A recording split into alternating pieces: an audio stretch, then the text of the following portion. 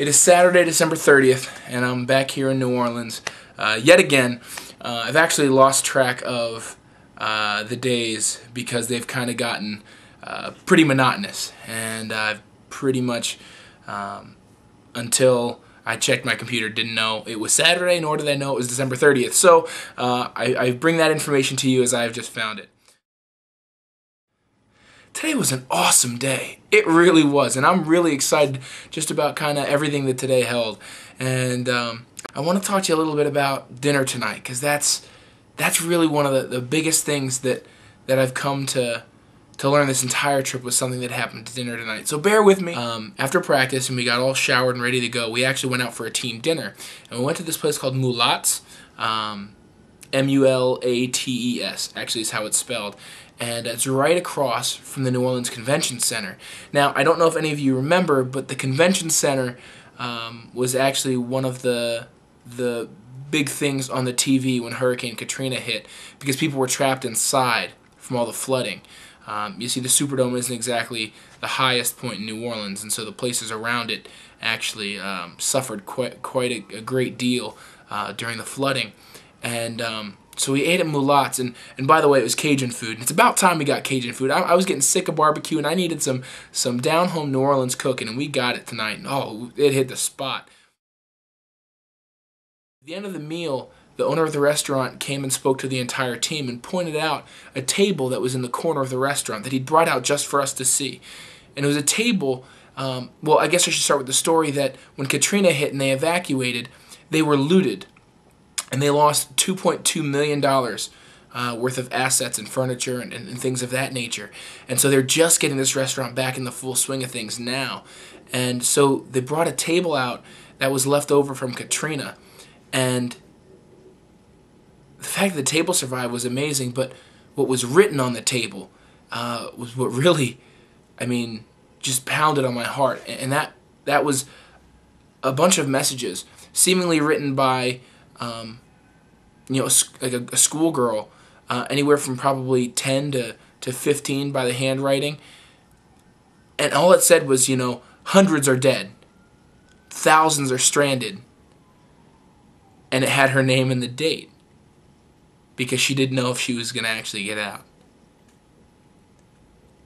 And I think back to September of 2005,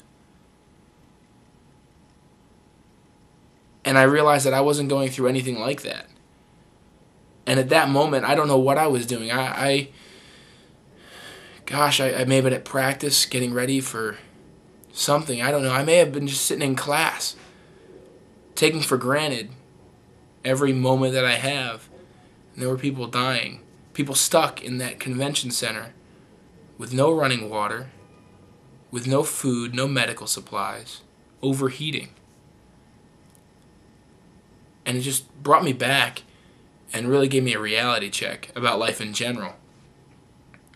But as I'm driving on the bus from Mulattes back to the hotel, I think of a thought that's really challenging to me. Hundreds are dead. Thousands are stranded and dying. Well, that person, that girl, was talking about people in the convention center after Hurricane Katrina. But that girl, if you expound those numbers, could have been talking about millions of people in the world. Because you take this whole thing about being dead and being stranded and dying, and then you take someone like me just sitting idly by, comfortable with what I have, and you've got what our world is. We've lost millions of people in the history of the world that haven't had a relationship with Christ. But I'm concerned with the millions that are stranded. The millions who are stranded without light at the end of their tunnel, without an end of their tunnel at all. The millions that are stranded without medical supplies.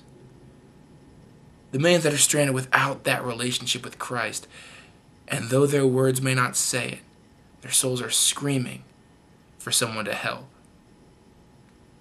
My challenge to you and to me is this: Let's tune our ears in. Let's tune our hearts in. And let's let God bring us to those convention centers where we can get them out. And we can get them to see the light. And get them the spiritual medical supplies that they need to live for the rest of eternity. That is an awesome thought. And I'm just so excited that something that a 15-year-old girl wrote on a table in a time of desperation, God can use to work in my heart. And I'm continually blown away every single night that I really take the time to see what He has for me. That's the message tonight. I'll see you guys tomorrow. God bless you and have a great day.